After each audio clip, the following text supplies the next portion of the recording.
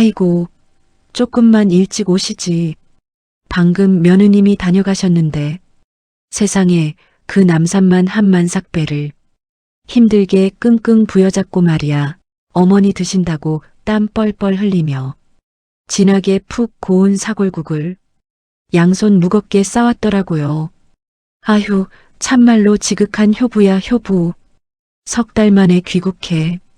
시어머니 병실을 찾은 윤지는 그 자리에 얼어붙었습니다.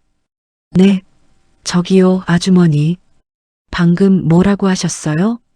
며느리가 왔었다고요? 배가 남산만 한 만삭이요? 참나 어이가 없고 기가 막혀서. 아주머니, 저 임신 안 했어요. 제가 며느리라고요. 제 배가 며느리 배라고요. 간병인의 웃음기가 순식간에 사라졌습니다. 네, 아니 허참. 그럼 대체 뉘신지. 손님은 대체 누구세요? 아까 그 임산부는 누구고? 텅 빈 병실, 개어진 이불, 그리고 자신을 며느리라 부르는 낯선 여자. 윤지는 떨리는 손으로 병원 보안실 문을 두드렸습니다. 그리고 되감기는 화면 속에서 배가 잔뜩 부른 여자와 팔짱을 낀 남편의 얼굴을 확인하게 되죠. 바로 그 순간부터 한 여자의 서늘한 반격이 시작됩니다. 그 만삭의 배가 감춘 진짜 비밀은 상상 그 이상이었습니다. 사연 시작 전에 구독과 좋아요 함께 해주세요. 함께 하시는 모든 분들 가정에 축복 넘치시길 바라겠습니다. 공항을 빠져나온 서윤지는 캐리어를 끌고 곧장 택시에 올랐습니다. 석 달 만에 밟는 서울 땅이었죠. 손에는 시어머니가 좋아하는 과일 바구니와 홍삼 상자가 들려 있었습니다. 기사님, 한강대학병원이요. 좀 빨리 부탁드릴게요. 윤진의 목소리에는 오랜만에 귀국이 주는 설렘이 묻어 있었습니다. 창밖으로 익숙한 거리가 스쳐 지나갔고 윤진은 남편 도훈에게 아직 도착 소식을 알리지 않았습니다. 깜짝 놀라게 해주고 싶었던 거죠. 병원에 도착한 윤진은 엘리베이터를 타고 특실병동으로 올라갔습니다. 간호사 스테이션을 지나 익숙한 병실 문을 조심스럽게 열었죠. 그런데 침대가 텅 비어 있었습니다. 이불은 반듯하게 개어져 있었고 사람의 온기라곤 느껴지지 않았습니다. 어머님? 윤지는 화장실 쪽을 살피며 병실 안을 두리번거렸습니다. 그때 걸레를 들고 화장실에서 나오던 간병인이 윤진을 보고 반갑게 웃었죠. 어이구, 손님 오셨네. 근데 조금 늦으셨어요. 간병인이 앞치마에 손을 닦으며 말했습니다. 방금 며느님이 만삭배 부여잡고 사골국을 그렇게 끓여오셨는데 윤진의 얼굴에서 미소가 서서히 굳었습니다. 어머님 모시고 아드님이랑 셋이 산책 나가셨어요. 조금만 기다리면 오실 거예요. 간병인은 아무것도 모른 채 말을 이었습니다. 아유, 요즘 세상에 그런 며느리가 어디 있어요. 주말마다 꼬박꼬박 와서 시어머니 수발을 드는데 배가 남산만 해가지고. 윤지는 들고 있던 과일 바구니를 놓칠 뻔했습니다. 손끝이 미세하게 떨렸죠. 저기요. 윤진이 마른 침을 삼키며 입을 열었습니다. 방금 며느리라고 하셨어요? 만삭이요? 간병인이 고개를 끄덕이며 대수롭지 않게 대꾸했습니다. 그럼요. 배가 아주 그냥 곧 나올 것 같던데 아드님이 얼마나 챙기는지 몰라요. 윤진의 등줄기로 서늘한 기운이 훑고 지나갔습니다. 임신이라니. 윤진은 석 달 동안 한국 땅을 밟은 적조차 없었습니다. 아주머니, 저는 임신 안 했는데요. 윤진의 목소리가 가늘게 갈라졌죠. 그 며느리가 누군지 아세요? 얼굴 기억나세요? 간병인의 웃음기가 순식간에 사라졌습니다. 네, 그게 무슨 말이에요? 윤진의 표정이 심상치 않자 간병인이 걸레를 내려놓으며 뒷걸음질을 쳤습니다. 저기 그럼 손님은 누구세요? 윤지는 대답 대신 창백해진 얼굴로 벽을 짚었습니다. 머릿속이 하얗게 비어가는 기분이었죠. 간병인은 매주 주말 남편과 함께 왔다고 했습니다. 지극정성으로 시어머니를 간호했다고 했죠. 그런데 그 여자는 배가 불렀고 자신을 며느리라 불렀습니다. 아주머니, 그 여자 인상차게 좀 자세히 말해주세요. 윤진이 간병인의 팔을 붙잡으며 다급하게 물었습니다.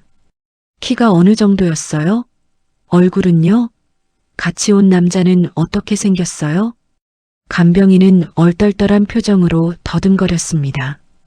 글쎄요, 키는 그냥 보통이고 머리는 길고 남자분은 키가 크고 안경을 썼는데. 안경.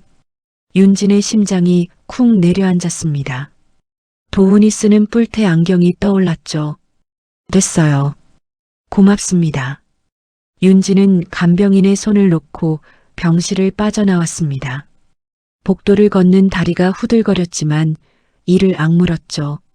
지금 여기서 주저앉을 수는 없었습니다.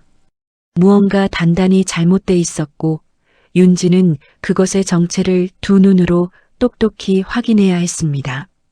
복도 끝에는 병동 보안실 팻말이 보였습니다. 윤진은 망설임 없이 그쪽으로 걸음을 옮겼죠. 문을 두드리자 나이 지긋한 경비 직원이 고개를 내밀었습니다. 무슨 일이신가요? 외부인이 환자를 무단으로 데리고 나갔어요. 윤진이 단호한 목소리로 말했습니다. 제 시어머니예요. 환자한테 무슨 일이라도 생기면 병원이 책임지실 거예요? 복도 화면 좀 확인해야겠어요. 직원의 얼굴에 난처한 기색이 스쳤습니다. 보호자 확인 없이는 화면을 보여드리기가 좀. 제가 보호자예요. 여기 신분증이요. 윤지는 지갑에서 신분증을 꺼내 책상 위에 탁 내려놓았죠. 목소리에 물러설 뜻이 없다는 게 그대로 묻어났습니다. 환자한테 문제 생기고 나서 후회하실 겁니까? 지금 당장 확인해요. 직원은 잠시 윤진의 눈빛을 살피더니 한숨을 내쉬었습니다. 잠시만요. 팀장님께 여쭤보고요. 윤진은 좁은 보안실 의자에 앉아 두 손을 맞잡았습니다. 손바닥이 땀으로 축축했죠. 제발 착각이기를. 간병인이 사람을 잘못 봤기를 윤진은 속으로 빌고 또 빌었습니다. 잠시 후 허락이 떨어졌고 직원이 화면을 되감기 시작했습니다. 몇 시쯤이라고 하셨죠? 30분쯤 전이요. 천천히요. 화면 속 시간이 거꾸로 흘렀습니다. 윤진의 눈이 화면에 붙박였죠. 그때 병실 문을 열고 들어가는 두 사람의 뒷모습이 화면에 잡혔습니다. 윤진의 숨이 멎었습니다. 키 큰 남자의 뒷모습, 익숙한 걸음걸이. 그 옆에는 배가 잔뜩 부른 여자가 남자의 팔짱을 끼고 있었죠. 멈춰주세요. 윤진의 목소리가 떨렸습니다. 방금 그 화면 다시 돌려주세요. 얼굴 나올 때까지요. 직원이 화면을 조금 앞으로 돌리자 두 사람이 카메라를 향해 몸을 트는 순간이 잡혔습니다. 남자의 얼굴이 선명하게 드러났죠. 도훈이었습니다. 윤진의 남편 강도훈. 그 옆에서 배를 쓰다듬으며 활짝 웃는 낯선 여자. 윤진은 입을 틀어막았습니다. 손님 괜찮으세요? 직원이 놀라 물었지만 윤진의 귀에는 아무 소리도 들어오지 않았습니다. 윤진은 떨리는 손으로 휴대폰을 꺼내 화면을 향해 조용히 촬영 버튼을 눌렀습니다. 지금 이 순간을, 이 얼굴을 절대 놓칠 수 없었죠. 화면 속 도훈은 여자의 허리를 감싸 안으며 무언가 다정하게 속삭이고 있었습니다. 세상 누구보다 행복해 보이는 얼굴로 말이죠. 윤진은 그 모습을 눈에 새기며 천천히 자리에서 일어났습니다. 눈물이 차올랐지만 흐르지는 않았습니다. 대신 그 안에서 무언가 차갑게 얼어붙기 시작했죠. 고맙습니다. 도움 많이 됐어요. 윤진은 낮게 인사하고 보안실 문을 열었습니다. 복도의 형광등 불빛이 유난히 하얗게 느껴졌죠. 간병인은 셋이 병원 뒤편 정원으로 산책을 나갔다고 했습니다. 윤진의 발걸음이 그쪽을 향했습니다. 병원 뒤편 하늘정원으로 이어지는 유리문을 밀고 나오자 선선한 바람이 윤진의 뺨을 스쳤습니다. 한낮의 햇살이 잔디밭 위로 부서지고 있었죠. 윤진은 조경수 사이로 천천히 걸음을 옮기며 눈으로 정원 구석구석을 훑었습니다. 그때였습니다. 정원 한쪽 파고라 아래 벤치에 세 사람이 나란히 앉아 있었죠. 휠체어에 앉은 시어머니, 그 옆에 도훈, 그리고 배가 부른 낯선 여자. 윤진은 반사적으로 커다란 조경수 뒤로 몸을 숨겼습니다. 심장이 목구멍까지 튀어오르는 것 같았죠. 어머니, 국 좀 더 드셔봐요. 사고를 이틀이나 고았다니까요. 여자가 보온병 뚜껑에 국을 따라 시어머니에게 내밀며 살갑게 굴었습니다. 시어머니가 국을 받아들며 흐뭇하게 웃었죠. 아이고, 내 새끼. 무거운 몸으로 이런 걸 다 해오고. 몸 조심해야지. 어머니 드시는 거 보면 저는 배가 다 불러요. 여자가 도훈의 어깨에 머리를 기대며 배를 쓰다듬었습니다. 도훈이 여자의 손 위에 자기 손을 포개며 나직이 말했죠. 무리하지 마. 당신 몸이 우선이야. 애기 생각도 해야지. 윤지는 나무 뒤에서 그 말을 고스란히 들었습니다. 당신, 애기. 윤진의 손톱이 손바닥을 파고들었죠. 여보, 어머니 이번 주에 퇴원하시면 우리 집으로 모시는 거 맞지? 여자가 눈을 반짝이며 물었습니다. 안방은 어머니 드리고 우리는 건넌방 쓰면 되잖아. 그래, 그렇게 하자. 어머니 편하신 게 최고지. 도훈이 여자의 이마에 가볍게 입을 맞췄습니다. 시어머니가 그 모습을 보며 국물을 떠먹다 말고 눈시울을 붉혔죠. 내가 이 며느리 하나는 정말 잘 봤다. 우리 집대를 이어줄 귀한 사람이야.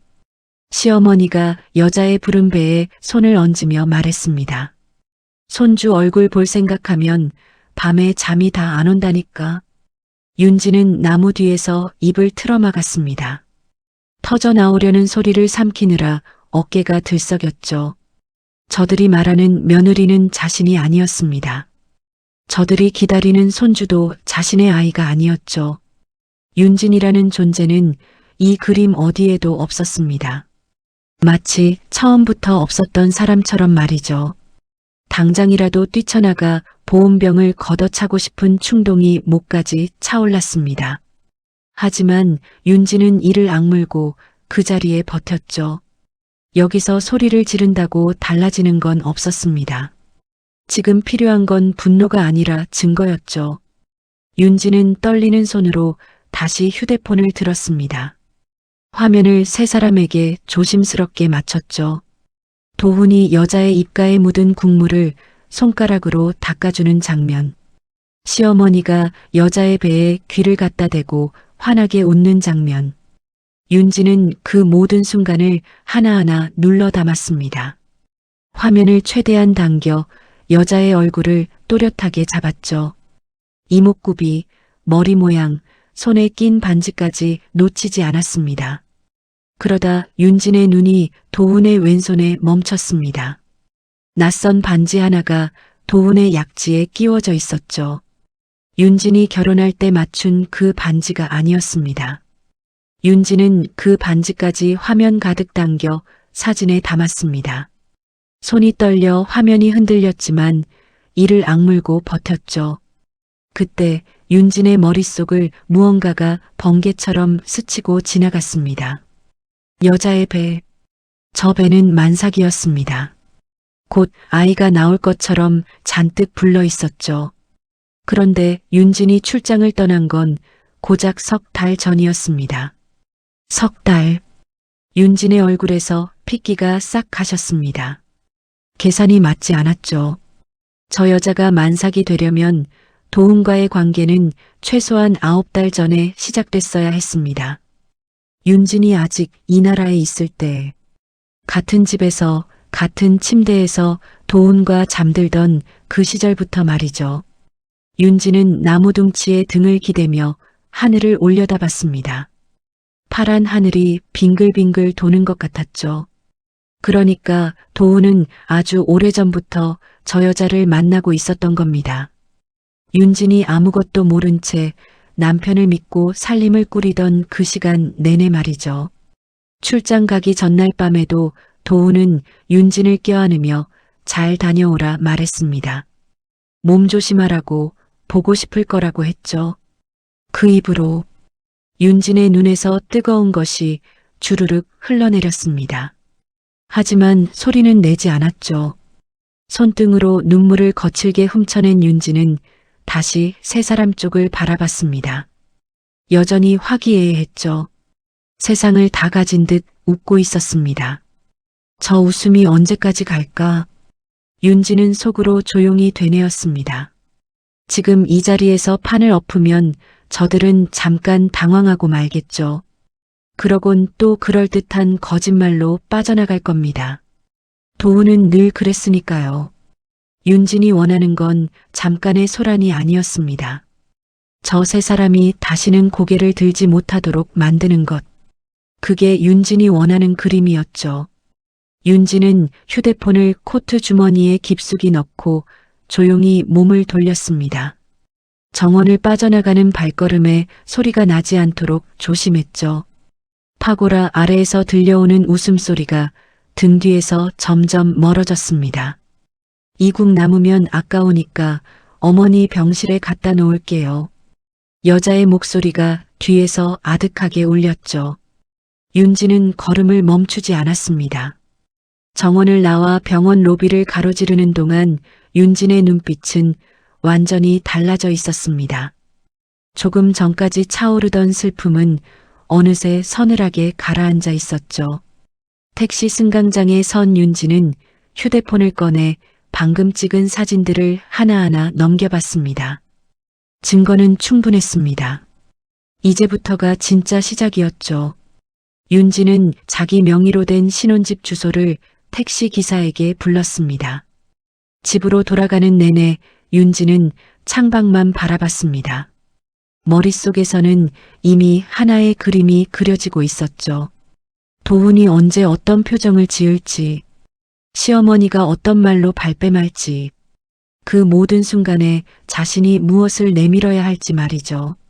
집 앞에 도착한 윤진은 도어록 앞에 섰습니다.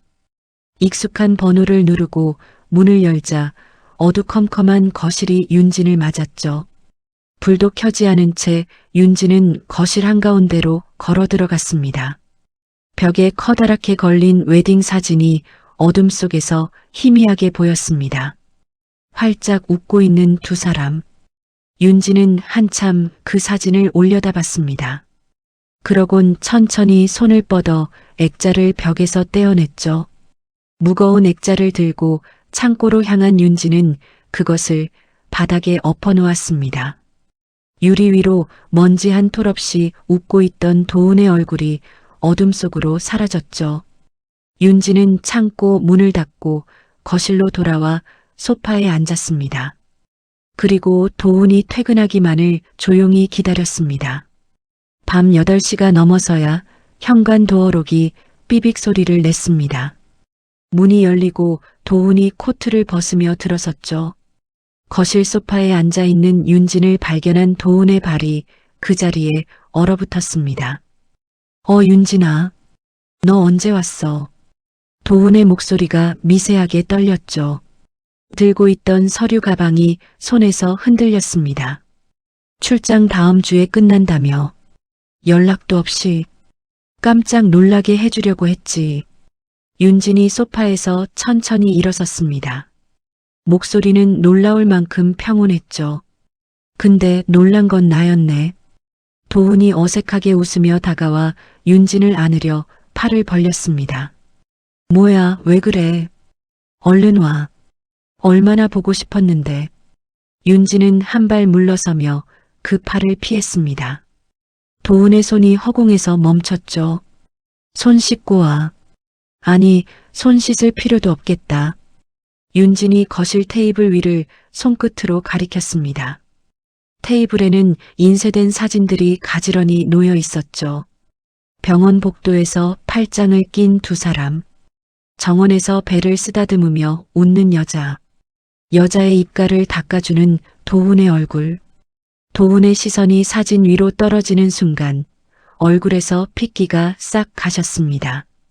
손에 들고 있던 서류 가방이 쿵 하고 바닥에 떨어졌죠. 이거 뭐야? 도훈이 마른 침을 삼키며 더듬거렸습니다. 당신이 설명해야지. 왜 나한테 물어? 윤진이 팔짱을 끼며 도훈을 똑바로 바라봤습니다. 오늘 어머님 병실 갔어. 근데 어떤 만삭 며느리가 사골국을 끓여왔다더라. 나는 임신한 적이 없는데 말이야. 도훈의 이마에 식은땀이 맺혔습니다.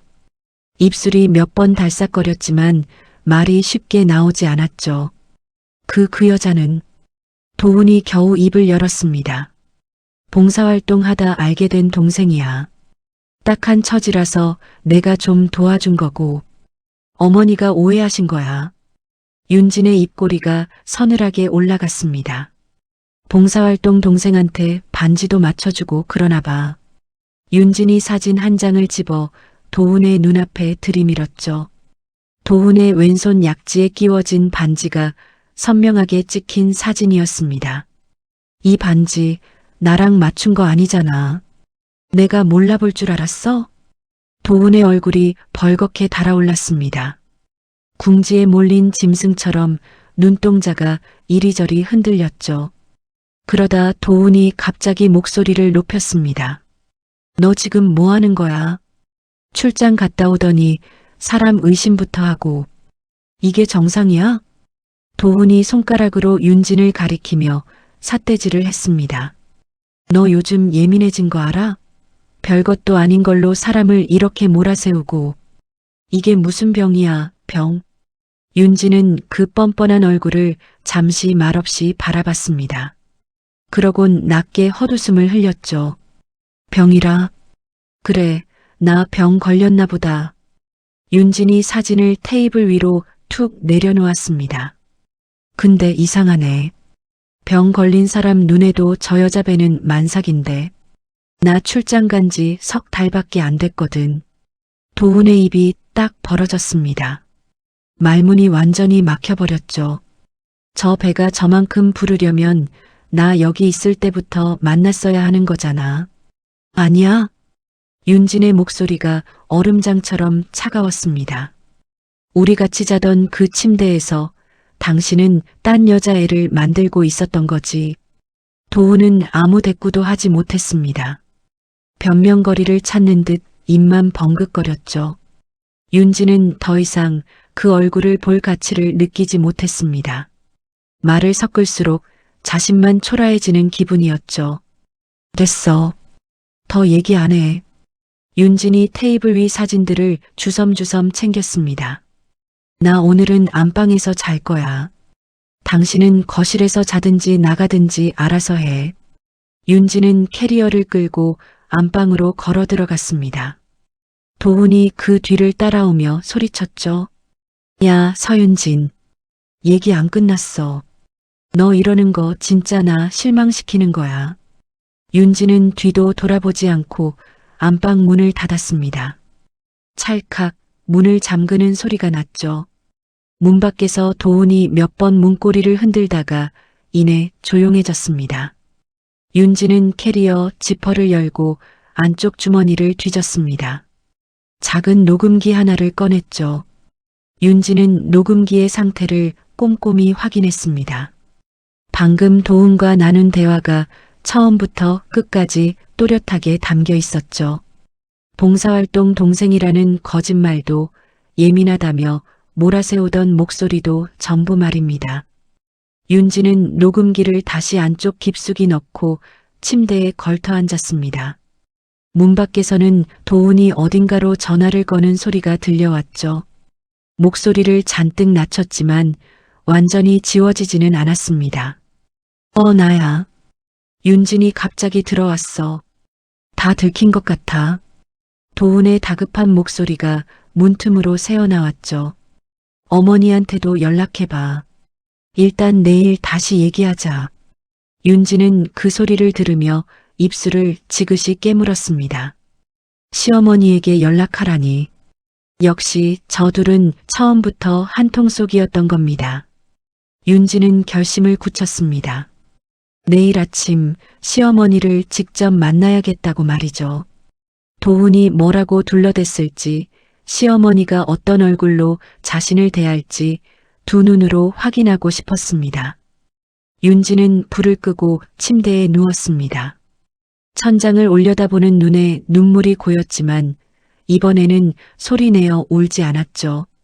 이 집에서, 이 침대에서 얼마나 많은 밤을 도훈과 함께 보냈던가. 그 모든 시간이 거짓이었다는 사실이 가슴을 짓눌렀습니다. 하지만 윤지는 눈물을 닦고 눈을 감았습니다. 무너지기에는 아직 할 일이 너무 많이 남아 있었으니까요.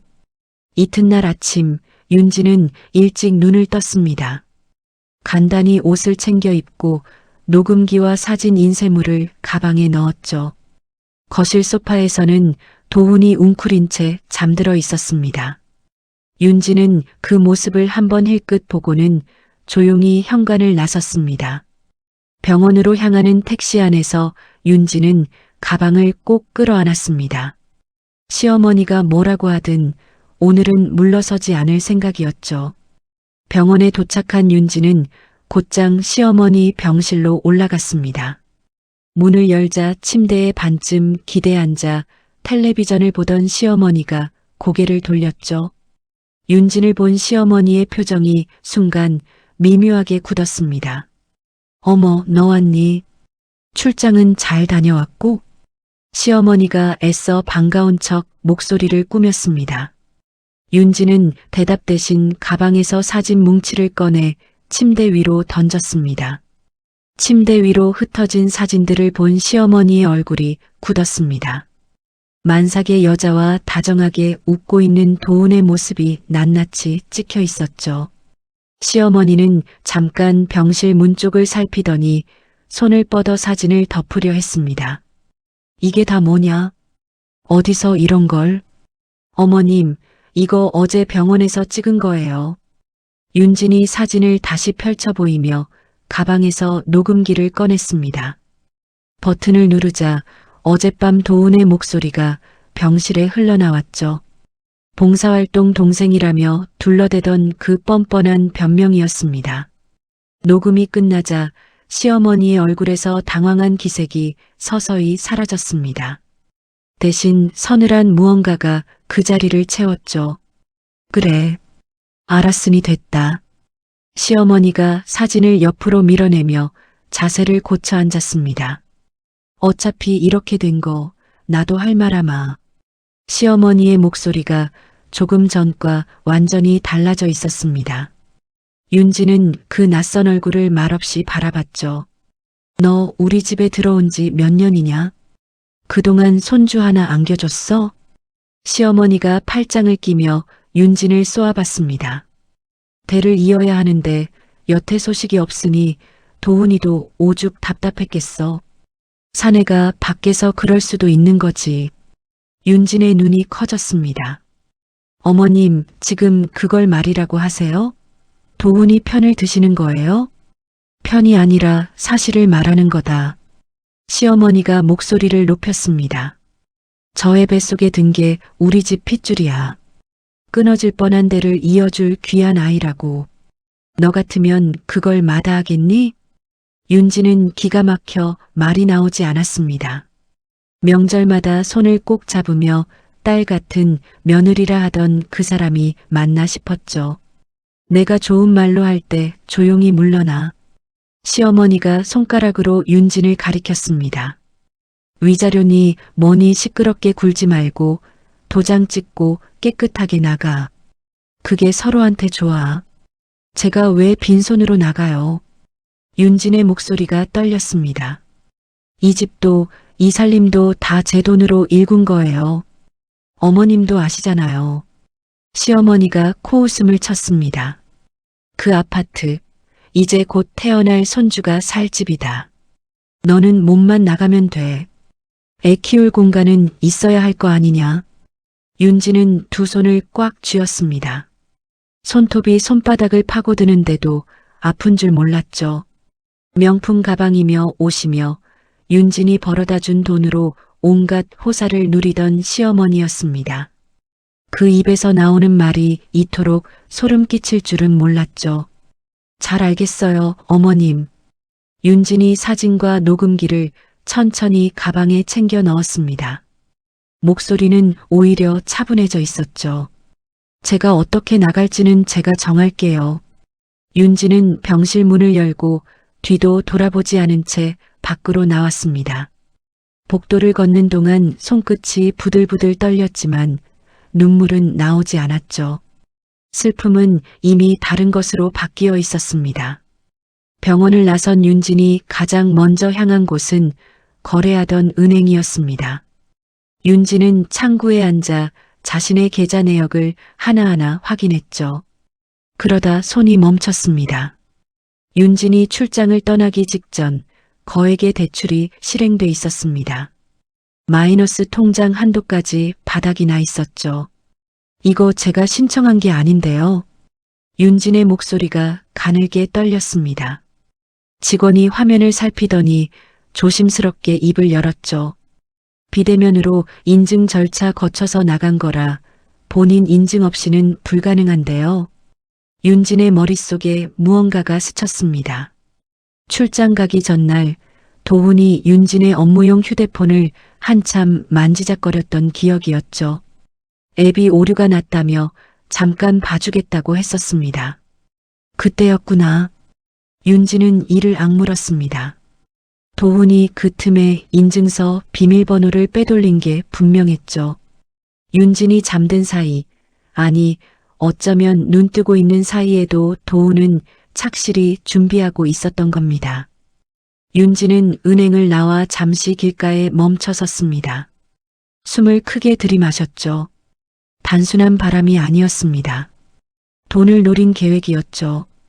윤진은 휴대폰을 꺼내 오래전 알고 지내던 사람의 번호를 눌렀습니다. 회사 일로 몇 번 도움을 받았던 실력 좋은 조사원이었죠. 저예요. 부탁 하나 하려고요. 사람 뒷조사 좀 해줘야겠어요. 며칠 뒤 조사원이 두툼한 봉투를 들고 윤진을 찾아왔습니다. 봉투 안에는 그 여자에 관한 내용이 빼곡히 담겨 있었죠. 이름은 오유라. 근데 사장님, 이 여자 보통이 아니에요. 조사원이 서류를 넘기며 말했습니다. 돈 있는 유부남만 골라서 접근한 게 한두 번이 아니에요. 임신했다고 속여서 돈 뜯어낸 전과가 여러 건이고요. 윤진의 눈이 서류 위를 빠르게 훑었습니다. 가슴이 서늘하게 내려앉았죠. 두 사람 대출받은 돈을 죄다 코인으로 바꿔놨더라고요. 조사원이 다른 서류를 내밀었습니다. 게다가 필리핀행 편도 비행기표까지 끊어놨어요. 여자 출산한다는 핑계로 아예 튈 생각인가 봐요. 윤진은 서류를 받아들고 한참을 들여다봤습니다. 경기도 외곽에 고급 주택을 계약한 내역도 있었죠. 전부 윤진의 돈으로 벌인 일이었습니다. 애정 문제라고 넘기기엔 너무 치밀하고 악랄한 그림이었죠. 윤진은 서류를 조용히 덮었습니다. 가슴속에 남아있던 마지막 미련 한 조각까지 완전히 타서 제가 되는 순간이었죠. 고마워요. 수고비는 넉넉하게 넣어드릴게요. 조사원을 돌려보낸 윤진은 서재로 들어가 문을 닫았습니다. 책상 위에 서류를 펼쳐놓고 하나씩 정리하기 시작했죠. 집에서는 넉나간 아내인 척, 상처받아 아무것도 못하는 사람인 척 연기할 생각이었습니다. 도훈이 방심하도록 만들어야 했죠. 밤이 깊도록 윤진은 서재의 불을 끄지 않았습니다. 종이를 넘기는 소리만이 조용한 방을 채웠죠. 윤진은 이 판을 어떻게 뒤집을지 그림을 하나하나 그려나가기 시작했습니다. 며칠 뒤 주말 아침이었습니다. 윤진이 소파에 앉아 태블릿으로 회사 서류를 살펴보고 있을 때였죠. 현관 도어록이 삐빅 소리를 내더니 문이 거칠게 열렸습니다. 또각또각 낯선 하이힐 소리가 거실로 들어섰죠. 병원 정원에서 봤던 그 여자 오유라였습니다. 부른 배를 두 손으로 받치고 도훈의 팔에 기댄 채 당당하게 걸어 들어왔죠. 어머, 아직 안 나가셨네? 유라가 거실을 쓱 둘러보며 입꼬리를 올렸습니다. 짐 싸는데 뭐가 이렇게 오래 걸려요. 윤지는 태블릿을 내려놓고 천천히 유라를 바라봤습니다. 아무 말도 하지 않았죠. 유라는 그런 윤진의 반응이 재미있다는 듯 배를 과장되게 쓰다듬었습니다.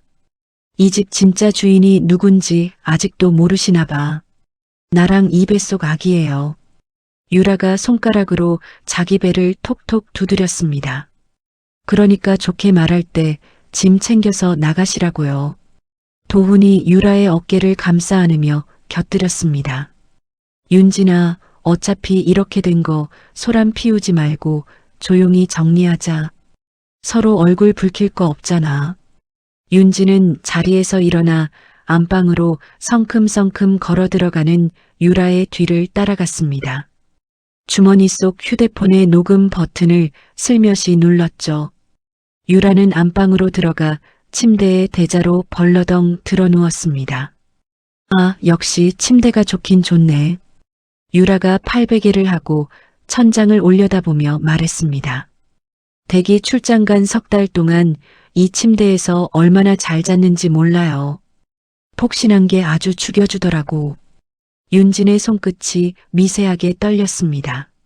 하지만 표정은 조금도 흔들리지 않았죠. 침대까지 자랑하시네요. 윤진이 낮게 대꾸했습니다. 그럼요. 이제 다 내 건데 뭐. 유라가 몸을 일으켜 침대에 걸터 앉았습니다. 이 집 명의도 곧 내 이름으로 넘어올 거고 인테리어부터 싹 뜯어 고쳐야겠어. 촌스러워서 원. 유라가 벽지며 커튼을 손가락질하며 코를 찡그렸습니다. 어머니 퇴원하시면 이 안방에 모실 거예요. 나랑 도훈이는 건넌방 쓰고 애 낳으면 유모방도 하나 있어야 하는데 방이 좀 좁네. 유라는 이미 집안을 제 것처럼 그리고 있었습니다. 한마디 한마디가 윤진의 영역을 짓밟는 말이었죠. 윤진은 문가에 기대선 채 그 모든 말을 조용히 담았습니다. 감정을 드러내지 않았죠. 오히려 유라가 떠벌릴수록 녹음기 안에는 더 확실한 증거가 쌓여갔습니다. 할 말 다 하셨어요? 윤진이 담담하게 물었습니다. 어머, 왜요? 벌써 마음 정리 다 됐어요? 생각보다 쿨하시네. 유라가 킥킥 웃으며 침대에서 내려왔습니다. 한바탕 집안을 휘젓고 나서야 유라는 도훈과 함께 현관을 나섰죠. 문이 닫히자 거실에는 다시 정적이 내려앉았습니다. 윤지는 그제야 주머니에서 휴대폰을 꺼내 녹음을 멈췄습니다. 파일을 확인하니 유라의 목소리가 처음부터 끝까지 또렷하게 담겨 있었죠. 윤지는 짧게 숨을 내쉬고 소파에 앉았습니다. 바로 그때 초인종이 울렸습니다. 문을 열자 조사원이 두툼한 서류 봉투를 내밀었죠. 사장님, 부탁하신 자료요. 이거 보시면 아마 놀라실 거예요. 윤지는 봉투를 받아들고 서재로 들어갔습니다.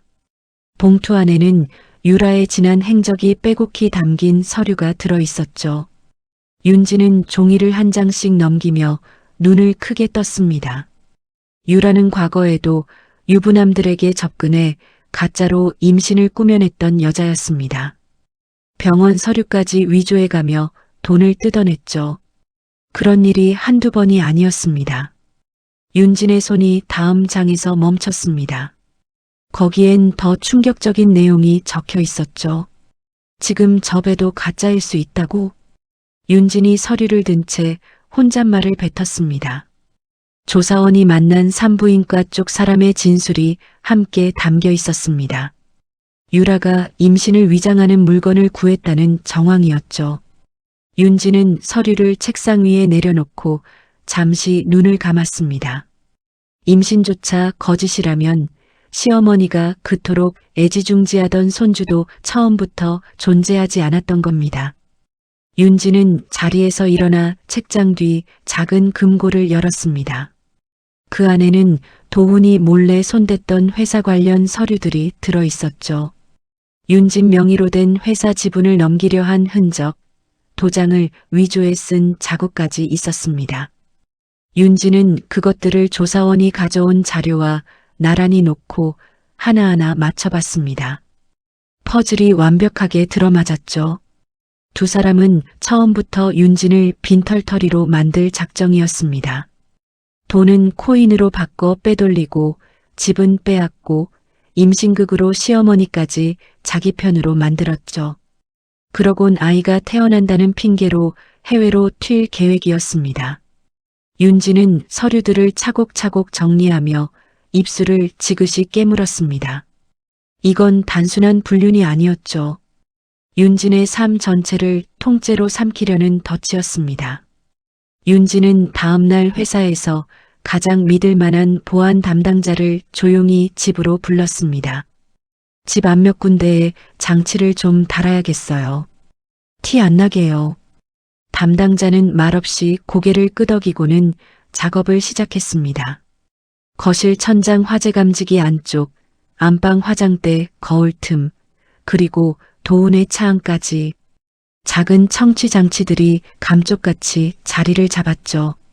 장치를 설치한 그날 밤부터 윤지는 휴대폰으로 도훈과 유라의 대화를 실시간으로 들을 수 있었습니다.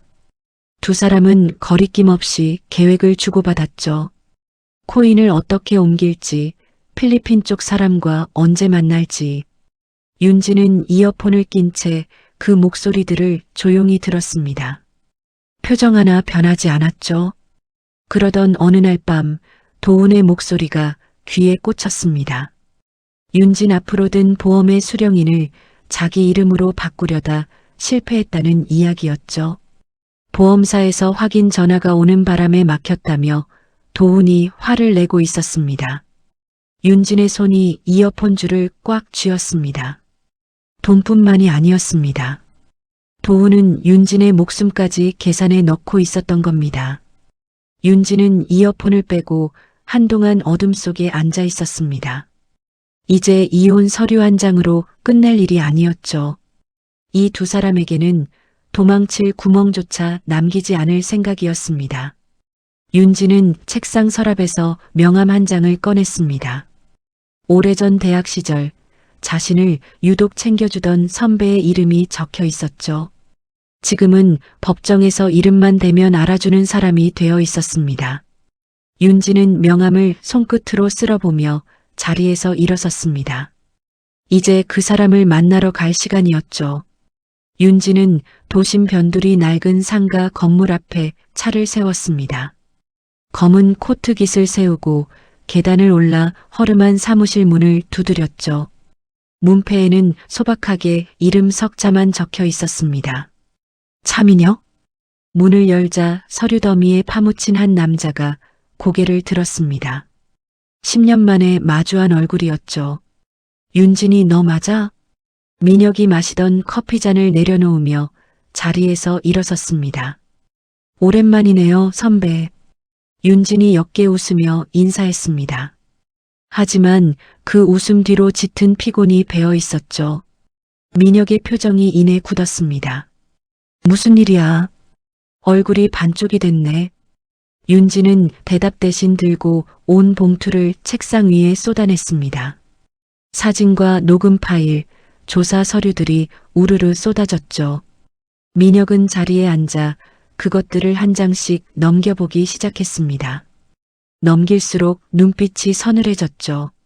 한참을 말없이 살펴보던 민혁이 마침내 입을 열었습니다. 이거 단순 바람이 아니잖아. 돈 빼돌린 거에 보험까지 손댔어? 네. 저를 통째로 삼킬 작정이었어요. 윤진의 목소리가 낮게 가라앉았습니다. 민혁이 서류를 책상에 내려놓고 윤진을 똑바로 바라봤습니다. 한때 남몰래 마음에 품었던 사람이 이런 꼴을 당하고 앉아 있었죠. 민혁의 주먹이 서서히 쥐어졌습니다. 이혼만으로 끝낼 생각이야? 아니요. 윤진이 고개를 저었습니다. 그 정도로는 성에 안 차요. 저를 어떻게 무너뜨리려 했는지 똑같이 돌려줄 거예요. 민혁의 입가에 옅은 미소가 스쳤습니다. 좋아. 내가 도와줄게. 대신 지금부터 내 말대로 움직여야 해. 민혁은 흩어진 서류들을 종류별로 다시 분류하기 시작했습니다. 어떤 증거가 힘을 쓸 수 있고 어떤 건 함부로 내밀면 안 되는지 꼼꼼히 골라냈죠. 이건 네가 몰래 딴 거라 조심해야 해. 순서를 잘못 밟으면 오히려 우리가 발목 잡혀. 민혁이 사진 몇 장을 따로 빼놓으며 설명했습니다. 윤지는 그 옆에 앉아 하나하나 귀담아 들었습니다. 두 사람은 밤이 깊도록 머리를 맞댔죠. 디데이가 필요해. 민혁이 달력을 넘기며 말했습니다. 저쪽이 방심하고 사람 많이 모이는 날. 그날 한 방에 끝내는 거야. 윤진이 잠시 생각하다 입을 열었습니다. 2주 뒤에 시아버님 칠순 잔치가 있어요. 호텔 잡아놓고 크게 벌인대요. 민혁의 눈이 번쩍였습니다. 그날이다. 딱이네. 바로 그때 윤진의 휴대폰이 울렸습니다. 시어머니였죠.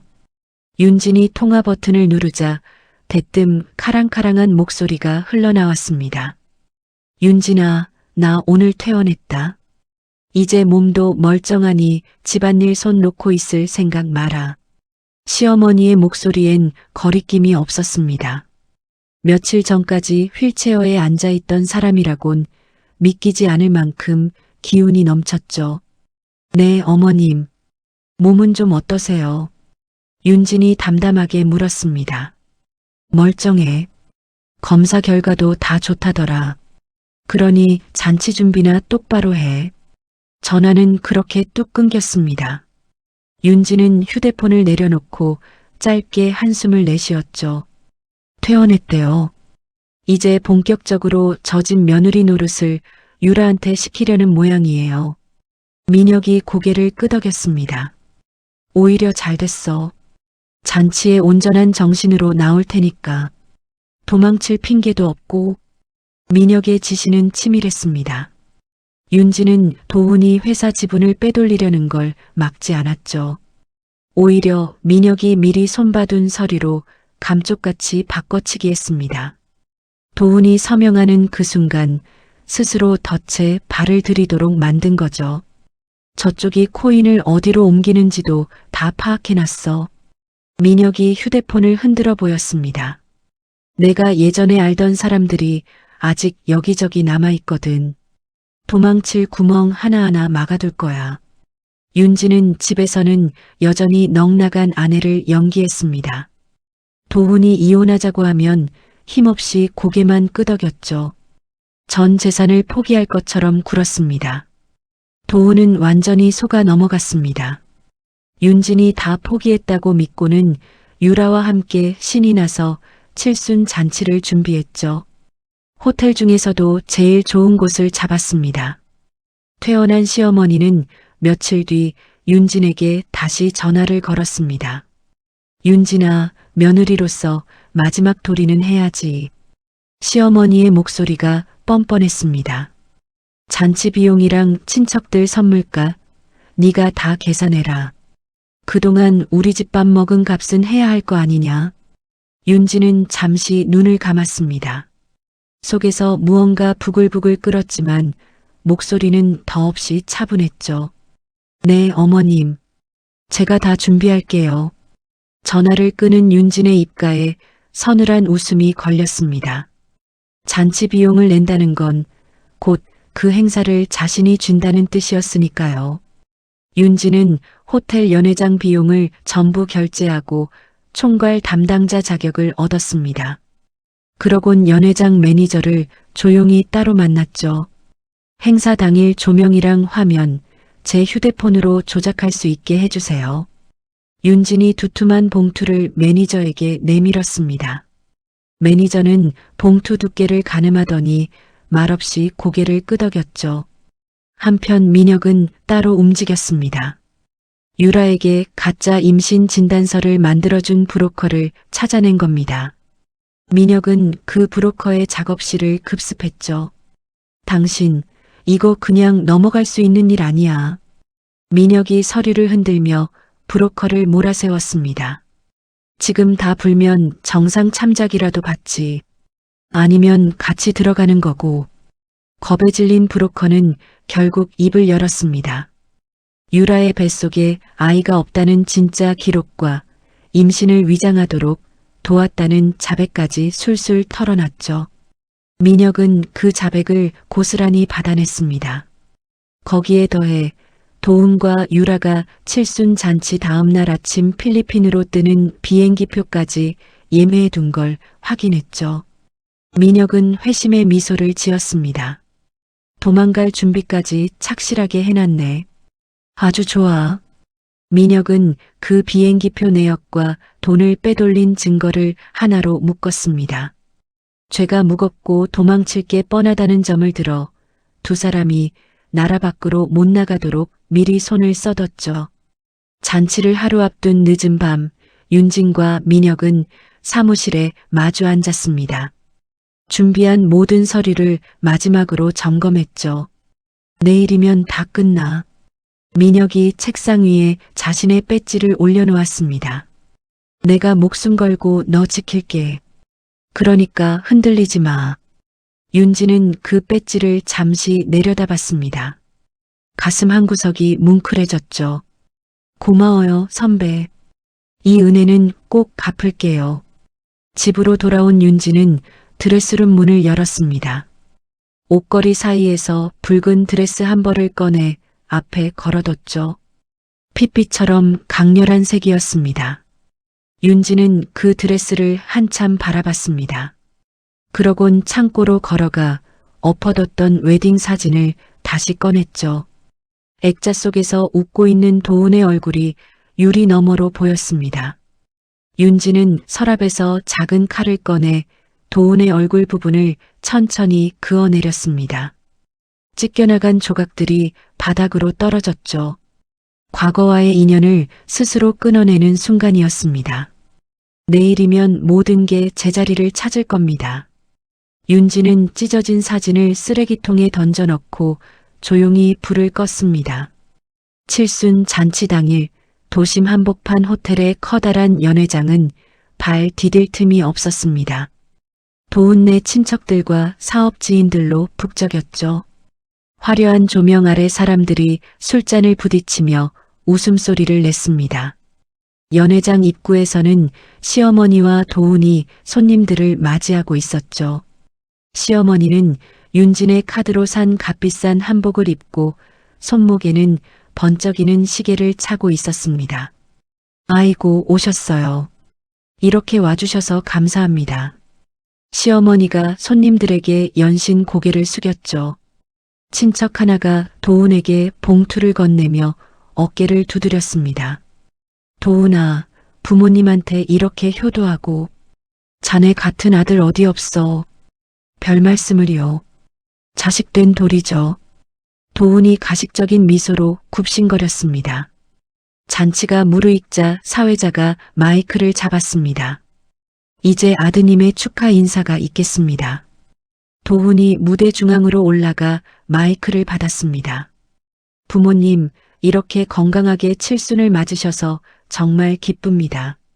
낳아주시고 키워주신 은혜 평생 갚겠습니다. 손님들이 뜨거운 박수를 보냈습니다. 도훈은 여유로운 얼굴로 사회자에게 손짓했죠. 부모님을 위해 준비한 영상이 있습니다. 틀어주세요. 연회장 조명이 서서히 어두워졌습니다. 웅장한 음악이 흐르려는 바로 그 순간이었죠. 쾅! 굳게 닫혀있던 연회장 문이 활짝 열렸습니다. 붉은 드레스를 입은 윤진이 얼음장 같은 얼굴로 걸어 들어왔죠. 수백 개의 시선이 일제히 윤진에게 쏠렸습니다. 도훈의 얼굴이 하얗게 질렸죠. 윤지는 손안의 휴대폰을 조용히 조작했습니다. 그러자 연회장 앞 커다란 화면에 가족사진 대신 다른 장면이 떠올랐죠. 도훈과 유라가 윤진의 안방 침대에 앉아 재산을 빼돌릴 계획을 짜는 모습이었습니다. 연회장 스피커에서 두 사람의 목소리가 쩌렁쩌렁 울려 퍼졌죠. 코인으로 다 옮겨놨어. 필리핀 가서 새 인생 사는 거야. 도훈의 목소리였습니다. 윤진이 그 바보, 아직도 아무것도 모른다니까. 유라의 웃음소리가 이어졌죠. 연회장이 순식간에 얼어붙었습니다. 손님들이 술잔을 든 채 입을 딱 벌렸죠. 저게 무슨 소리야? 지금 저거 진짜야? 여기저기서 웅성거림이 터져 나왔습니다. 사색이 된 도훈이 마이크를 집어 던지고 무대 아래로 뛰어내렸습니다. 화면 전원을 끄려고 케이블 쪽으로 달려들었죠. 꺼. 당장 저거 꺼. 도훈이 조작 패널을 붙잡고 마구 흔들었습니다. 하지만 매니저가 이미 패널을 잠가둔 뒤였죠. 도훈은 아무것도 하지 못한 채 발만 동동 굴렀습니다. 이어서 다른 목소리가 흘러나왔습니다. 시어머니가 병실에서 유라의 배를 쓰다듬으며 윤진을 저주하던 그 녹음이었죠. 우리 손주가 살 집인데 며느리는 빈손으로 나가야지. 그깟년 신경 쓸 거 있냐? 시어머니의 목소리가 연회장 가득 울렸습니다. 친척들의 시선이 일제히 시어머니에게로 쏠렸죠. 시어머니의 얼굴이 흙빛으로 변했습니다. 윤진은 그 소란을 뚫고 무대 중앙으로 걸어 올라갔습니다. 한 손에는 두툼한 서류 봉투가 들려 있었죠. 윤진은 봉투끈을 거칠게 풀어 안에 든 서류들을 허공으로 뿌렸습니다.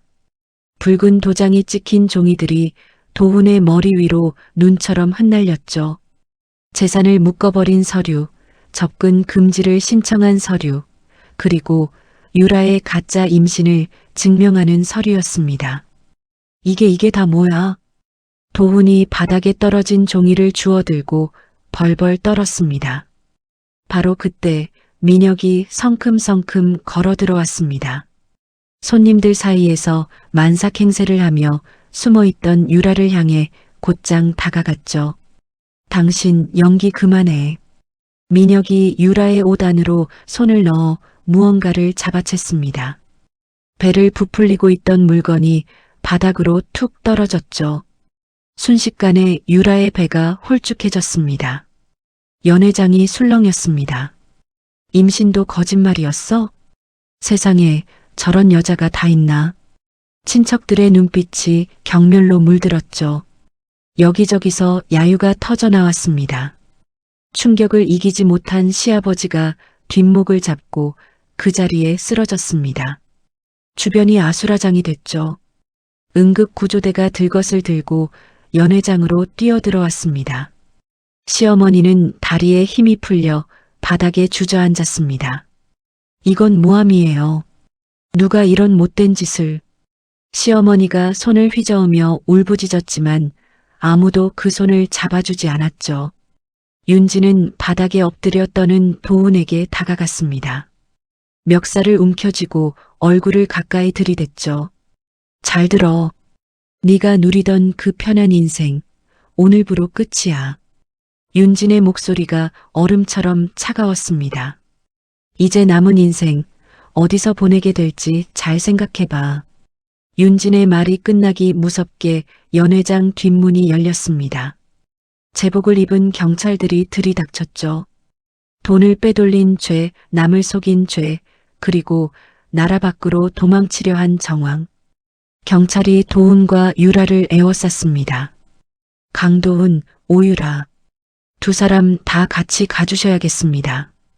형사가 수갑을 꺼내 들었습니다. 비행기표까지 다 확인했습니다.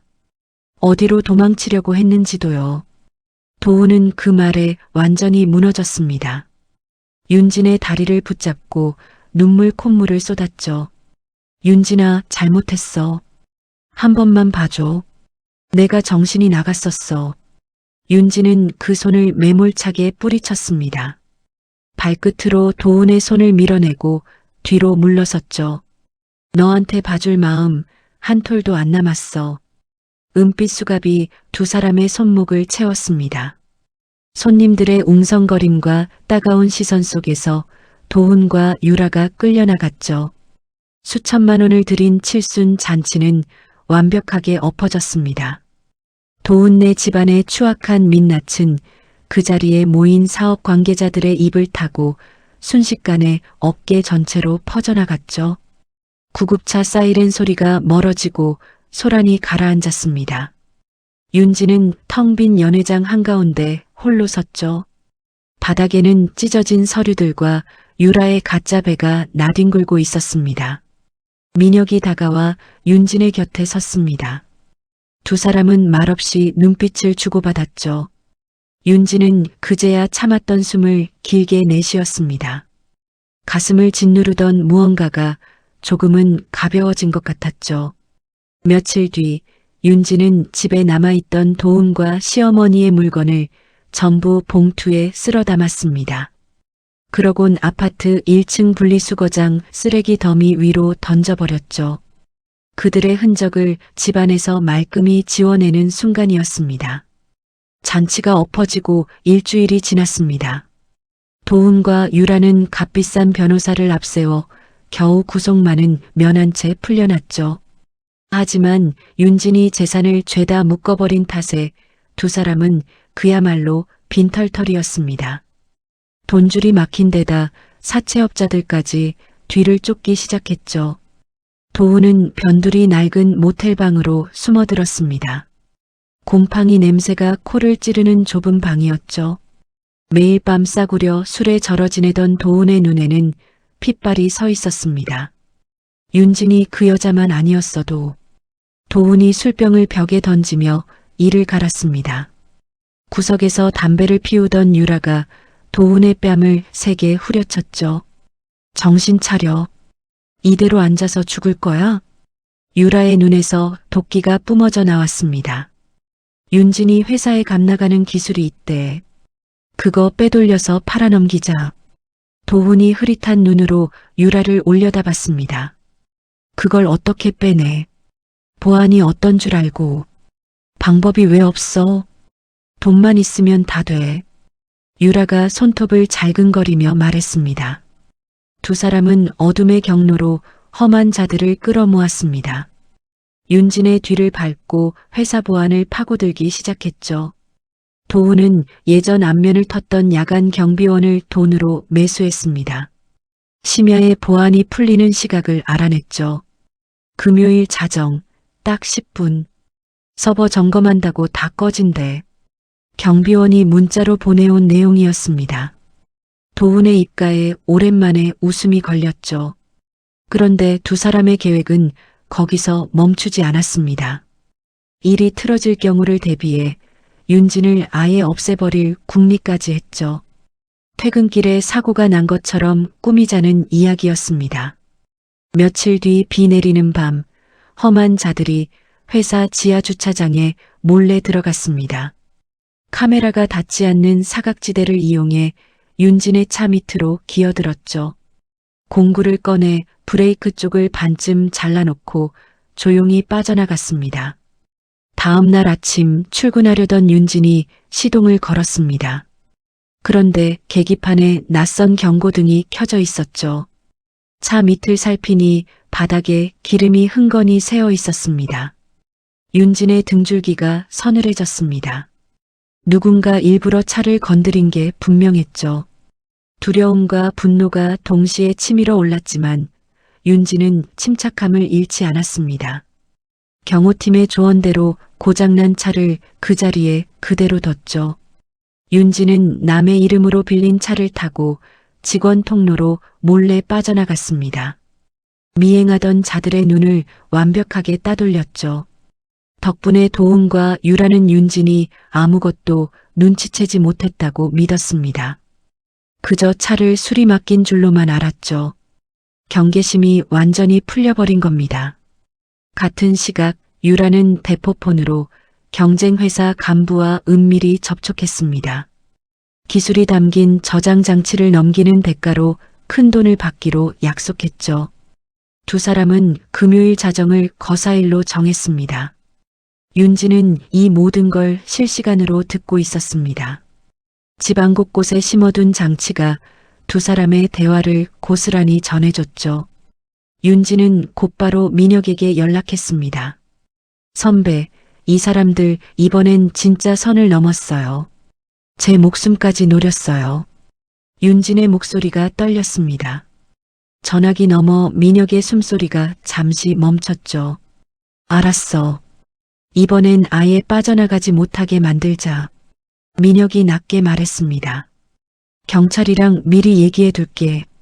넌 시키는 대로만 해. 민혁은 특수부대 출신 경호원들을 회사 안팎에 잠복시켰습니다. 경찰 쪽과도 손발을 맞췄죠. 거대한 그물이 조용히 처지기 시작했습니다. 거사일 전날 윤지는 자기 사무실 금고에 물건 하나를 넣어뒀습니다. 진짜 기술 자료가 아니었죠. 복사하는 순간 상대편 컴퓨터를 완전히 망가뜨리는 함정이 심어진 붉은색 가짜 저장 장치였습니다. 진짜 자료는 은행 금고로 옮겨 안전하게 보관했죠. 금요일 밤 도우는 매수한 경비원에게서 마지막 문자를 받았습니다. 자정의 보안이 10분간 꺼진다는 확인이었죠. 도훈이 회심의 미소를 지었습니다. 비바람이 거세게 몰아치는 자정, 검은 옷을 입은 무리가 회사 후문으로 접근했습니다. 험한 자들이 잠금 장치를 강제로 풀었고 도훈과 유라가 그 뒤를 따라 들어갔죠. 도훈은 익숙한 걸음으로 비상계단을 올랐습니다. 어둠 속을 뚫고 자기 사무실이 있던 층으로 향했죠. 대표실 문을 딴 도훈은 그림 액자 뒤에 숨겨진 금고 앞에 섰습니다. 떨리는 손으로 미리 알아낸 8자리 번호를 눌렀죠. 철문이 기계음을 내며 열렸습니다. 어둠 속에서 붉은 빛이 감도는 저장 장치가 눈에 들어왔죠. 찾았다. 도훈이 거친 숨을 몰아쉬며 그것을 움켜쥐었습니다. 망을 보던 유라에게 성공했다는 신호를 보냈죠. 두 사람의 얼굴에 환희가 번지는 그 순간이었습니다. 갑자기 대표실과 복도 전체가 대낮처럼 환해졌습니다. 수십 개의 강렬한 불빛이 일제히 켜졌죠. 어둠 속에 숨어있던 사람들의 그림자가 한꺼번에 모습을 드러냈습니다. 방검복을 입은 경찰들이 도훈과 유라를 겹겹이 에워쌌죠. 강도훈, 오유라. 꼼짝 마. 형사의 목소리가 대표실에 쩌렁쩌렁 울렸습니다. 특수절도에 사람을 해치려 한 죄까지. 죄목이 하나씩 읊어지는 동안 도훈의 손에서 가짜 저장 장치가 툭 떨어졌죠. 바닥에 부딪혀 산산조각이 났습니다. 경찰들 사이로 윤진이 천천히 걸어 나왔습니다. 창백하게 굳은 도훈과 유라를 향해 서늘한 눈빛을 던졌죠. 너희 얄팍한 수 벌써 며칠 전부터 다 알고 있었어. 윤진이 낮게 말했습니다. 이게 진짜 지옥의 시작이야. 궁지에 몰린 도훈이 이성을 잃고 윤진에게 주먹을 휘둘렀습니다. 그 순간 곁에 있던 민혁이 도훈의 팔을 낚아채 바닥에 눌러버렸죠. 도훈은 짐승처럼 발버둥 쳤지만 소용없었습니다. 출입구로 도망치려던 험한 자들도 경호원들에게 순식간에 제압당했죠. 수갑이 채워진 유라가 윤진을 향해 온갖 욕을 퍼부었습니다. 하지만 윤진은 콧방귀조차 뀌지 않았죠. 경찰은 도훈의 주머니에서 경쟁사와의 거래 내역과 차를 건드리라 지시한 문자까지 찾아냈습니다. 빠져나갈 구멍은 어디에도 없었죠. 경쟁사 간부 역시 미리 짜둔 함정에 걸려 다른 장소에서 붙잡혔습니다. 두 번째 위기마저 완벽한 승리로 끝난 겁니다. 윤지는 대표실 소파에 털썩 주저앉았습니다. 민혁이 그 옆에 앉아 어깨를 가볍게 두드렸죠. 두 사람은 아무 말 없이 창밖으로 밝아오는 새벽을 함께 바라봤습니다. 사건이 세상에 알려지면서 언론이 들끓었습니다. 한 여성 사업가의 남편이 내연녀와 짜고 재산을 빼돌리려다 아내의 목숨까지 노렸다는 소식이었죠. 포털 첫 화면마다 두 사람의 이야기가 도배됐습니다. 여론은 싸늘했습니다. 빠져나갈 수 없는 증거 앞에서 도훈과 유라는 서로에게 책임을 떠넘기기 바빴죠. 다 저 여자가 시킨 겁니다. 저는 협박당했어요. 경찰서 조사실에서 도훈이 울먹였습니다. 옆방에서 조사를 받던 유라는 콧방귀를 뀌었죠. 웃기고 있네. 처음부터 저 남자가 다 짠 거예요. 나는 그냥 시키는 대로 했다고요. 두 사람의 진흙탕 싸움을 지켜보던 형사가 혀를 찼습니다. 한때 뜨겁게 붙어 다니던 사이가 순식간에 원수로 변한 거죠. 한편 아들의 소식을 뉴스로 접한 시어머니는 그 자리에서 정신을 잃었습니다. 병원으로 실려갔지만 그마저도 오래 머물지 못했죠. 병원비를 낼 돈조차 없었으니까요. 윤진이 재산을 전부 묶어버린 탓에 시어머니의 손에는 한 푼도 남지 않았습니다. 며칠 뒤 시어머니가 윤진의 회사를 찾아왔습니다. 낡고 해진 옷차림이었죠. 로비 한복판에서 무릎을 꿇고 두 손을 싹싹 빌었습니다. 윤진아, 제발 도훈이 한 번만 살려다오. 어미가 이렇게 빈다. 시어머니가 바닥에 이마를 찌우며 애원했습니다. 지나가던 직원들의 시선이 쏠렸죠. 윤진은 로비 저편에서 그 모습을 잠시 지켜봤습니다. 며칠 전까지만 해도 빈손으로 나가라며 호통치던 사람이었죠. 윤진은 아무 말도 하지 않았습니다. 대신 조용히 경비원에게 눈짓을 보냈죠. 건장한 경비원들이 다가와 시어머니의 팔을 붙들었습니다. 어머님, 나가주셔야겠습니다. 이거나 내가 이 집 어른인데 어딜 감히. 시어머니가 발버둥 쳤지만 소용없었죠. 경비원들이 시어머니를 로비 밖으로 데리고 나갔습니다. 윤진은 그 뒷모습에서 시선을 거두고 돌아섰습니다. 가슴 한구석이 아릿했지만 발걸음을 멈추지는 않았죠. 며칠 뒤 윤진은 민혁과 함께 구치소를 찾았습니다. 두꺼운 유리병 너머로 도훈이 앉아 있었죠. 푸른 수의를 입은 도훈은 몇 달 새 폭삭 늙어 있었습니다. 윤진은 유리벽 앞에 서류 한 장을 들어 보였습니다. 법원에서 나온 이혼 판결문과 위자료를 물어내라는 판결문이었죠. 이제 우리 사이엔 아무것도 안 남았어. 윤진이 담담하게 말했습니다. 도훈이 수화기를 붙잡고 눈물을 쏟았습니다. 윤진아, 내가 미쳤었어. 잠깐 눈이 멀었던 거야. 제발 한 번만. 그 말 몇 번째인지 알아? 윤진의 목소리는 흔들림이 없었습니다. 난 이제 내 눈물 안 믿어. 실컷 반성하면서 살아. 윤진은 자리에서 일어섰습니다. 유리병 너머 도훈이 수화기에 대고 뭐라 외쳤지만 윤진은 뒤돌아보지 않았죠. 몇 달 뒤 재판의 마지막 날이 왔습니다. 법정은 사람들로 가득 찼죠. 판사가 무거운 목소리로 판결을 읽어 내려갔습니다. 죄질이 나쁘고 반성의 기미가 없다는 말과 함께 도훈에게 징역 7년, 유라에게 징역 5년이 선고됐습니다.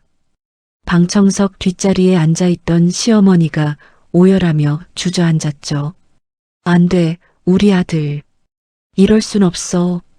시어머니가 바닥을 치며 통곡했습니다. 법정 경위들이 다가와 시어머니를 밖으로 데리고 나갔죠. 수의를 입은 도훈과 유라가 포승줄에 묶인 채 고개를 숙였습니다. 교도관들의 손에 이끌려 힘없이 끌려나갔죠. 윤진은 그 모든 과정을 흔들림 없는 눈으로 지켜봤습니다. 곁에 선 민혁이 윤진의 손을 가만히 잡아주었죠. 법원 밖에는 기자들이 몰려 있었습니다. 승소한 윤진을 향해 카메라 플래시가 쏟아졌죠. 윤진은 민혁의 팔짱을 끼고 당당하게 계단을 내려왔습니다. 한 여성 대표가 위기를 딛고 완벽한 승리를 거뒀다는 기사가 쏟아졌죠. 사건이 마무리된 뒤 윤진의 회사는 지켜낸 기술로 큰 성공을 거뒀습니다. 주가가 치솟았고 업계 최고 자리에 올라섰죠. 반면 시어머니는 아들의 합의금과 변호사 비용을 대느라 남은 재산마저 전부 날렸습니다. 돈을 빌리러 친척들을 찾아다녔지만 하나같이 등을 돌렸죠. 과거 시어머니가 무시하고 깔봤던 사람들이었습니다. 결국 시어머니는 도심 외곽 판자촌의 단칸방으로 쫓겨났습니다. 난방도 제대로 안 되는 곰팡이 핀 방이었죠. 윤지는 도운의 흔적이 밴 신혼집을 미련 없이 팔아버렸습니다. 한강이 훤히 내려다 보이는 높은 집으로 거처를 옮겼죠. 새집 거실에서 윤진과 민혁은 나란히 소파에 앉았습니다. 두 사람이 함께 그린 회사의 새로운 계획서를 펼쳐놓고 잔을 부딪혔죠. 고마워요, 선배. 선배 아니었으면 못 버텼을 거예요. 윤진이 잔을 든 채 말했습니다. 버틴 건 너야. 난 옆에서 거들었을 뿐이고. 민혁이 부드럽게 웃었습니다. 윤진은 서랍에서 낡은 만년필 하나를 꺼냈습니다. 대학 시절 민혁이 졸업 선물로 준 것이었죠. 윤진은 그 만년필로 새 계약서에 이름을 적었습니다. 창밖으로 저녁 노을이 붉게 물들고 있었죠. 같은 시각 교도소 독방에 갇힌 도우는 벽에 머리를 기댄 채 눈을 감았습니다. 윤진의 성공 소식이 들려올 때마다 후회가 밀려왔죠. 자기 손으로 걷어차 버린 것들이 얼마나 컸는지 이제야 뼈저리게 느꼈습니다. 유라 역시 교도소 안에서 편치 못했습니다. 거친 재소자들과 자주 부딪히며 하루하루를 힘겹게 보냈죠. 두 사람 모두 스스로 판 구덩이에 빠진 채 긴 시간을 마주하게 됐습니다. 세월이 흘러 어느 추운 겨울밤이었습니다. 모범수로 감형을 받은 도운이 교도소 문을 나섰습니다. 40대 중반이 된 도운의 얼굴엔 세월의 그늘이 짙게 내려앉아 있었죠. 낡은 점퍼 깃을 세우고 도운은 칼바람이 부는 도심 뒷골목을 정처 없이 걸었습니다. 편의점 유리창 너머로 따뜻한 도시락이 보였습니다. 도운은 주머니 속 꼬깃꼬깃한 지폐 몇 장을 만지작거렸죠. 밥 한 끼 사 먹기도 빠듯한 돈이었습니다. 깊은 한숨을 내쉬며 발길을 돌린 도운은 어두운 골목으로 접어들었습니다. 그때 발끝에 빈 병 하나가 채어 요란한 소리를 냈죠. 그 소리에 골목 구석에서 폐지를 손수레에 씻던 노파가 고개를 돌렸습니다. 백발의 등이 굽은 노파였죠. 때에 전 누비옷을 겹겹이 껴입은 노파가 가로등 불빛 아래로 도운의 얼굴을 한참 바라봤습니다.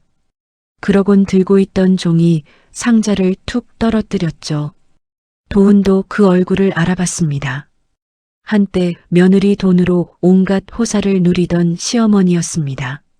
지금은 알아보기 힘들 만큼 늙고 병든 노숙자의 몰골이었죠. 어머니, 도운의 입에서 낮은 신음이 새어나왔습니다.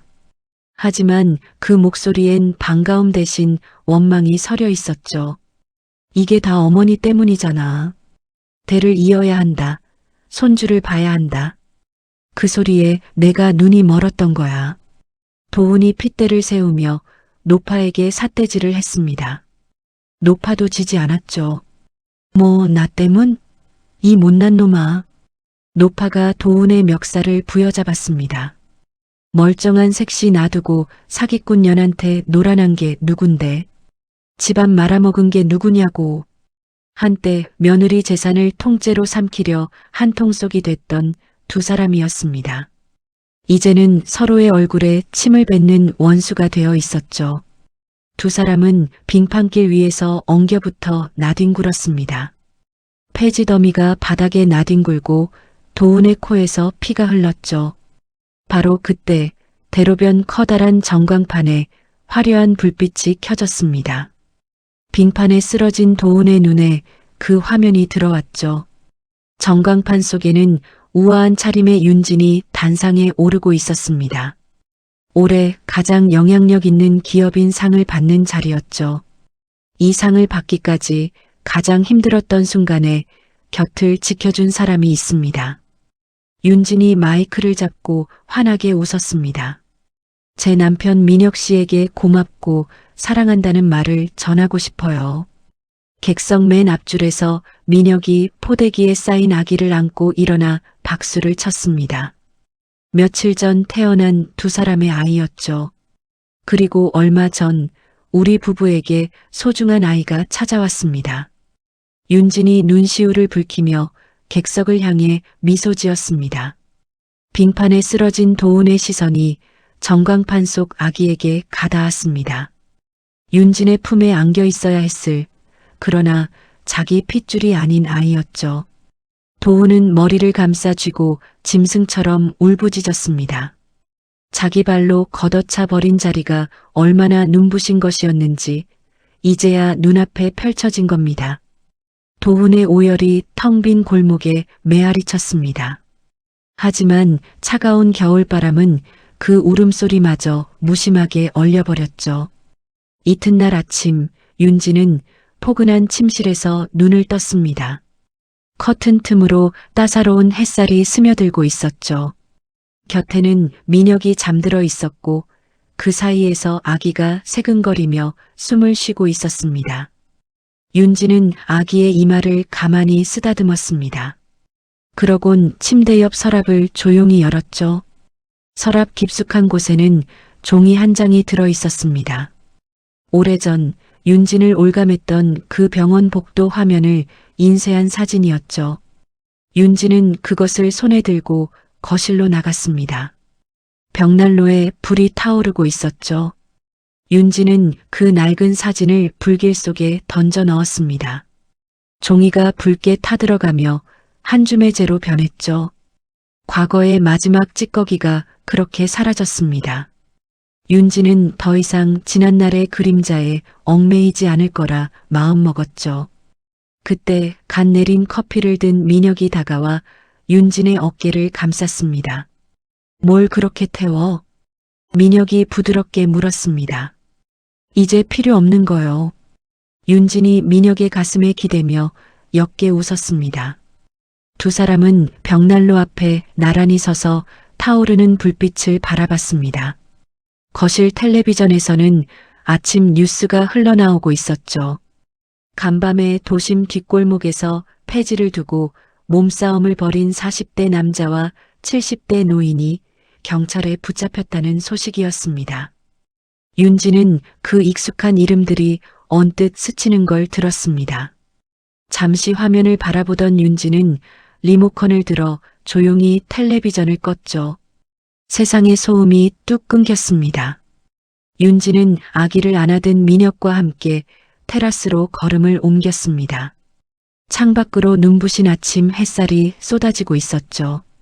윤진은 그 빛을 온몸으로 받으며 깊게 숨을 들이마셨습니다. 스스로 지켜낸 하루, 스스로 일궈낸 행복이었습니다. 그 무엇과도 바꿀 수 없는 소중한 아침이었죠. 윤진은 아기의 작은 손을 살며시 쥐었습니다. 따뜻한 온기가 손끝을 타고 전해졌죠. 민혁이 그런 윤진을 바라보며 환하게 웃었습니다. 세 사람의 위로 봄볕처럼 포근한 햇살이 내려앉았습니다. 윤진의 이야기는 여기서 막을 내립니다. 석 달 만에 돌아온 텅 빈 병실 앞에서 윤진은 세상이 무너지는 기분을 느꼈을 겁니다. 가장 믿었던 남편과 딸처럼 여겼던 시어머니에게 등을 떠밀렸으니까요. 하지만 윤진은 그 자리에 주저앉지 않았습니다. 눈물을 삼키고 흔들리는 손으로 하나하나 증거를 모았죠. 무너지는 대신 다시 일어서는 쪽을 택한 겁니다. 살다 보면 우리에게도 믿었던 사람에게 배신당하는 날이 찾아올지 모릅니다. 그럴 때 가장 중요한 건 내 삶의 주인은 결국 나 자신이라는 사실을 잊지 않는 거겠죠. 윤진이 끝내 지켜낸 것은 재산도 회사도 아니었습니다. 바로 자기 자신을 향한 믿음이었습니다. 여러분의 곁에도 어떤 순간에도 스스로를 지켜낼 단단한 마음이 함께하길 바랍니다. 오늘의 이야기는 여기까지입니다. 여러분은 지금 어디에서 이 이야기를 듣고 계신가요? 이야기를 끝까지 함께 해주셨다면 댓글에 듣고 계신 지역과 잘 들었어요. 로 여러분의 흔적을 남겨주세요. 아직 구독하지 않으셨다면 구독 버튼도 잊지 마시고요. 저는 다음 사연으로 다시 찾아뵙겠습니다. 감사합니다.